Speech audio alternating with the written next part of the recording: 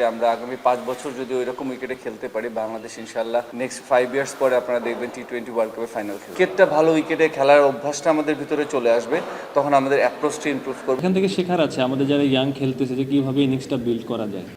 Wicket ভাই আগের 2 ম্যাচে যেরকম ছিল আমার মনে হয় ওই রকম যদি উইকেট থাকে, সো আমার মনে হয় যে আমরা আগামী 5 বছর যদি ওই রকম উইকেটে খেলতে পারি, বাংলাদেশ ইনশাল্লাহ নেক্সট 5 ইয়ার্স পরে আপনারা দেখবেন T20 ওয়ার্ল্ড কাপের ফাইনাল খেলছে।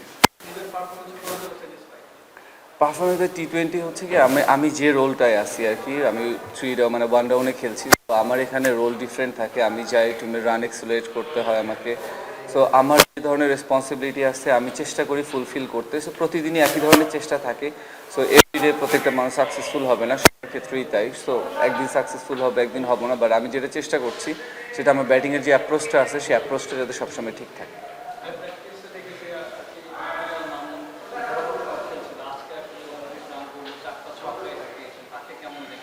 না, খুবই ভালো। আপনি যদি T20 ইনটেন্ট বলেন আপনারা, তাহলে T20 ইনটেন্ট বলতে গেলে কিন্তু এইরকম ইনটেন্টে আমাদেরকে খেলতে হয়। সো আমাদের যে আমাদের বেশিরভাগ সময় হয় কি আমরা একটু স্লো উইকেটে, একটু লো উইকেটে খেলি, যে কারণে আমাদের ইনটেন্ট ওইভাবে তৈরি হয় না। আমরা যে ধরনের উইকেটে এখানে খেলছি, সো এই ধরনের উইকেটে খেললে আমার মনে হয় যে বাংলাদেশের প্লেয়ারদের ইনটেন্টটা খুব ইমপ্রুভ করবে।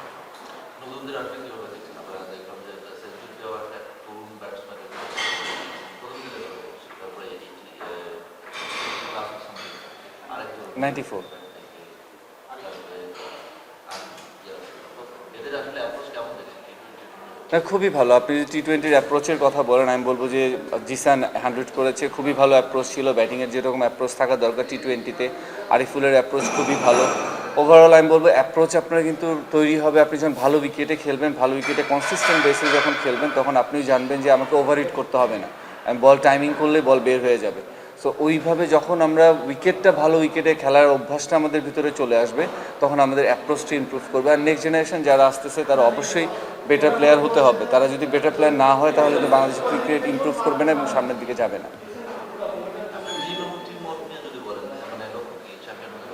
এটা প্রত্যেকটা টিমেরই সেম লক্ষ্যই থাকে ভাইয়া। সো আমাদের টিমও ডিফারেন্ট না, আমরাও চাই, বাট আমরা ম্যাচ বাই ম্যাচ আগাতে চাই। হোপফুলি 3টা ম্যাচ আল্লাহর রহমতে আমাদের খুব ভালো গিয়েছে, আমরা ভালো 3টা ম্যাচ শেষ করতে পেরেছি। নেক্সট ম্যাচের দিকে এখন ফোকাস, আমরা ম্যাচ বাই ম্যাচ ফোকাস করতে চাই।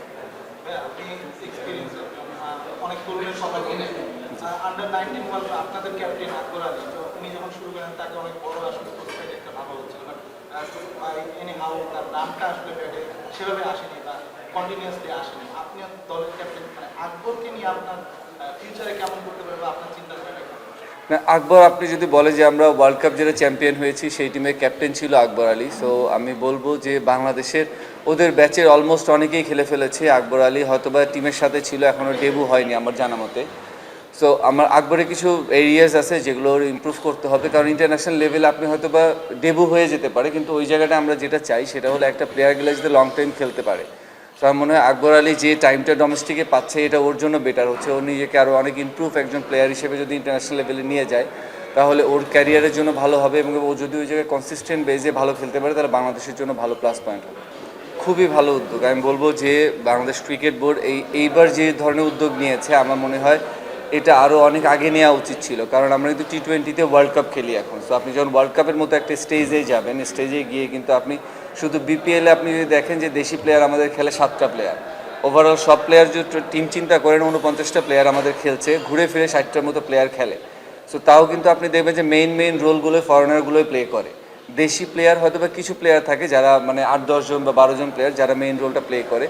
সো আমরা যদি এই ধরনের টুর্নামেন্টগুলো কনসিস্টেন্ট বেজে আমরা যদি অ্যারেঞ্জ করতে পারি, তাহলে আমার মনে হয় T20-র যে ল্যাকিংসটা আমরা সবসময় আমাদের চোখে পড়ে যে আমরা সবসময় পিছিয়ে থাকি অন্যান্য দলগুলোর সাথে, সো ওই গ্যাপটা আমাদের কমে আসবে এবং আমরা ভালো উইকেটে কনসিস্টেন্ট খেলতে পারলে আমরা ওদের চেয়ে অনেক বেটার কিছু করতে পারবো।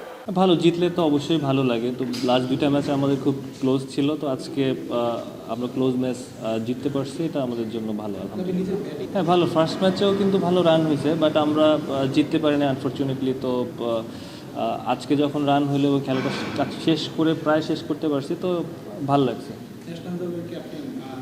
ইনজুরি থেকে আজকে মাঠে খেললেন এবং একটা ভালো নক খেললেন, শান্তকে কেমন দেখবেন আসলে ভাই সামনে দিকে হ্যাঁ, শান্ত দেখেন আমাদের ক্যাপ্টেন তো আজকে অনেক দিন পরেও ম্যাচ খেলেছে ইনজুরির পরে এবং খুব ভালো ছন্দে ছিল। প্রথম দিকে একটু কষ্ট হচ্ছিল, ওর সাথে কথা হইতেছিল মাঠেই, পরের দিকেও খুব সুন্দর খেলাটাকে গুছায় নিছে। তো এখান থেকে শেখার আছে আমাদের যারা ইয়াং খেলতেছে যে কীভাবে ইনিংসটা বিল্ড করা যায়, এটাই। আপনি যখন আউট হয়ে গেলেন তারপর শেষে গিয়ে 10 বলে 25 রান দেওয়া সেটা আপনি 7 বলে নিয়ে নিলেন। তো কি মনে হয় ওই সময় আমি চিন্তা আপনি ছিলেন আবার দল এটা একটা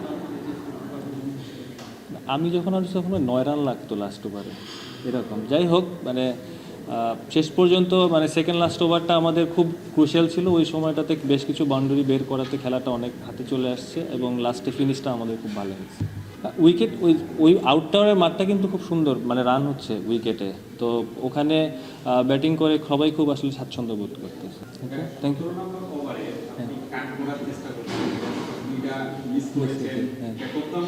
কি কাজ করছিল কিন্তু একই শট কিন্তু আপনি পরে বাউন্ডারি করেছেন, 8 নম্বর ওভারে এসে 2টা বাউন্ডারি দিয়েছেন, 3টা বাউন্ডারি দিয়েছেন। হ্যাঁ, কি কাজ করছিল?